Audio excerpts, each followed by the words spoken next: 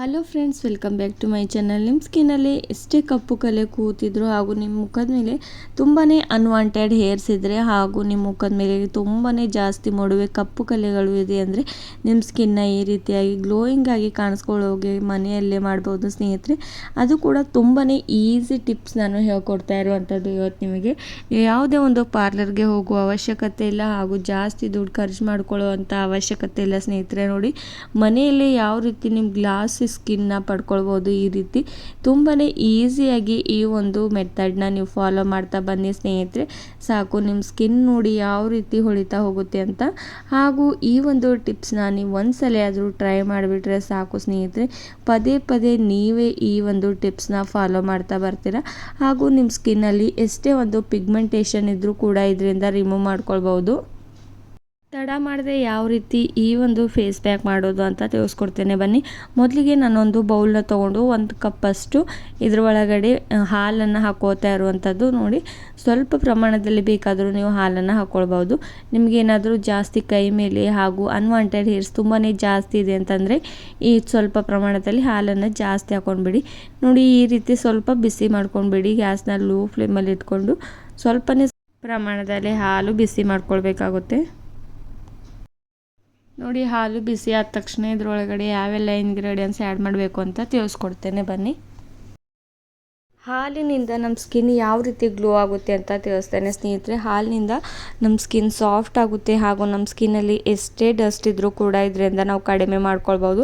Next ನೋಡಿ, ನಾನು ಇದರೊಳಗಡೆ ಕಪ್ಪು ಬೆಲ್ಲನ ಆ್ಯಡ್ ಮಾಡ್ಕೋತಾ ಇರೋದು. ಇದು ನಮ್ಮ ಸ್ಕಿನ್ಗೆ ತುಂಬಾ ಒಳ್ಳೆಯದು ಸ್ನೇಹಿತರೆ ಹಾಗೂ ನಮ್ಮ ಆರೋಗ್ಯಕ್ಕೂ ಕೂಡ ತುಂಬಾ ಒಳ್ಳೆಯದು. ಈ ಒಂದು ಕಪ್ಪು ಬೆಲ್ಲ ನಿಮಗೆ ಮಾರ್ಕೆಟಲ್ಲಿ ಸಿಗುತ್ತೆ ಹಾಗೂ ನೀವು ಅಂಗಡಿಯಲ್ಲಿ ಕೂಡ ಇದನ್ನು ಪರ್ಚೇಸ್ ಮಾಡ್ಕೊಳ್ಬೋದು ಈಸಿಯಾಗಿ.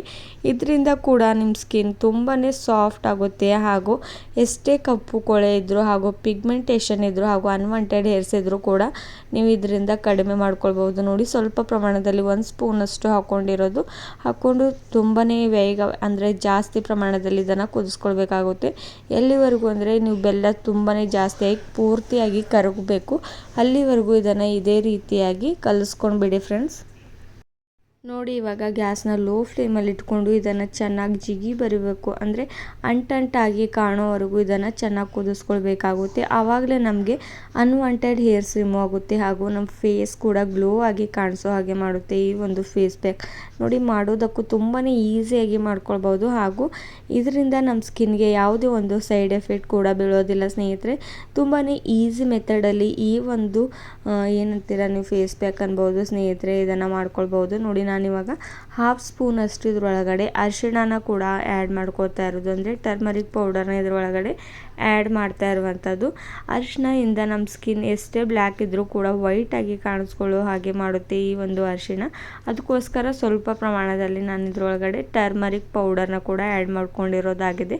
ನೋಡಿ, ಇವಾಗ ಯಾವ ರೀತಿ ನೋಡಿ ಎಷ್ಟು ಅಂಟಂಟಾಗಿ ಕಾಣಿಸ್ತಾ ಇದೆ ಅಂತ.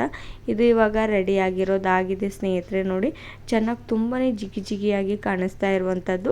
ಆ್ಯಂಡ್ ಇದನ್ನು ನೆಕ್ಸ್ಟ್ ಏನು ಮಾಡಬೇಕು ಅಂತ ತಿಳಿಸ್ಕೊಡ್ತೇನೆ ಬನ್ನಿ. ಒಂದು ಬೌಲ್ನ ತೊಗೊಂಡು ಅದರೊಳಗಡೆ ಈ ಒಂದು ಮಾಡ್ಕೊಂಡಿರುವಂಥ ಫೇಸ್ ಪ್ಯಾಕ್ನ ಅದರೊಳಗಡೆ ಆ್ಯಡ್ ಮಾಡ್ತಾ ಇರುವಂಥದ್ದು. ನೋಡಿ, ನಾನು ಯಾವ ರೀತಿ ಆ್ಯಡ್ ಮಾಡ್ತಾ ಇರುವಂಥದ್ದು ಅಂತ ಅಷ್ಟು ಕೂಡ ಈ ಒಂದು ಬೌಲ್ ಒಳಗಡೆ ನಾನು ಟ್ರಾನ್ಸ್ಫರ್ ಮಾಡ್ಕೋತಾ ಇರುವಂಥದ್ದು. ನೋಡಿ, ಬೌಲ್ ಒಳಗೂ ಹಾಕ್ಕೊಂಡಿರೋದಾಗಿದೆ. ನೆಕ್ಸ್ಟ್ ಇದ್ರೊಳಗಡೆ ಏನು ಆ್ಯಡ್ ಮಾಡಬೇಕು ಅಂತ ತಿಳಿಸ್ಕೊಡ್ತೇನೆ ಬನ್ನಿ. ಇದ್ರೊಳಗಡೆ ನೀವು ರೈಸ್ ಪೌಡರ್ ಕೂಡ ಆ್ಯಡ್ ಮಾಡ್ಕೊಳ್ಬೋದು. ಅದು ಕೂಡ ನಮ್ಮ ಸ್ಕಿನ್ ತುಂಬಾ ವೈಟಾಗಿ ಕಾಣಿಸೋ ಹಾಗೆ ಹೆಲ್ಪ್ ಮಾಡುತ್ತೆ. ಅಥವಾ ನೀವು ಇದ್ರೊಳಗಡೆ ಕಡಲೆಬೇಳೆ ಹಿಟ್ಟನ್ನು ಕೂಡ ಆ್ಯಡ್ ಮಾಡ್ಕೊಳ್ಬೋದು ಫ್ರೆಂಡ್ಸ್. ರೈಸ್ ಪೌಡರ್ ನಮ್ಮ ಸ್ಕಿನ್ಗೆ ತುಂಬಾ ಜಾಸ್ತಿ ಗ್ಲೋಯಿಂಗ್ ಆಗಿ ಕಾಣಿಸ್ಕೊಳ್ಳೋ ಹಾಗೆ ಮಾಡುತ್ತೆ. ಅದಕ್ಕೋಸ್ಕರ ನೋಡಿ, ನಾನಿಲ್ಲಿ ರೈಸ್ ಫ್ಲೋರ್ನ ಆ್ಯಡ್ ಮಾಡ್ಕೋತಾ ಇರುವಂಥದ್ದು. ನೋಡಿ, ಎಷ್ಟು ಅಂಟಂಟಾಗಿ ಕಾಣಿಸ್ತಾ ಇದೆ ಅಂತ ನನ್ನ ಕೈಗೆ. ನೋಡಿ ಯಾವ ರೀತಿ ಅಪ್ಲೈ ಮಾಡ್ತಾ ಇರುವಂಥದ್ದು ಅಂತ. ಆ್ಯಂಡ್ ಇದ್ರೊಳಗಡೆ ಇವಾಗ ನಾನು ರೈಸ್ ಪೌಡರ್ನ ಕೂಡ ಇವಾಗ ಆ್ಯಡ್ ಮಾಡ್ತೇನೆ ಸ್ನೇಹಿತರೆ. ಬೇಕಾದರೆ ನೀವು ಕಡಲೆಬೇಳೆ ಹಿಟ್ಟನ್ನು ಕೂಡ ಆ್ಯಡ್ ಮಾಡ್ಕೊಳ್ಬೋದು.